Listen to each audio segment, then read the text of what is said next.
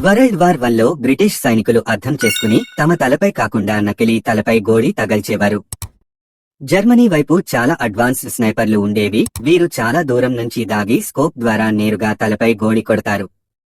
అందువల్ల వీళ్లను కనుగొనడం చాలా కష్టమవుతుంది. అందుకే బ్రిటిష్ ఆర్మీ పేపర్స్ అనే డమ్మీ తలలను ఉపయోగించడం మొదలెట్టింది. ఈ డమ్మీ తలలు యుద్ధానికి ముందు కార్నివాల్ మరియు అమ్యూజ్మెంట్ పార్కుల్లో ఉపయోగించేవి. ఇవి తక్కువ ఖర్చుతో తయారు చేసేవి మరియు చాలా నిజంగా కనిపించేవి. ఇంకా రియల్ లాగా చూపించాలంటే వాళ్ల ముఖంలో ఒక నిప్పు పొడవైన సిగరెట్ పెట్టేవారు.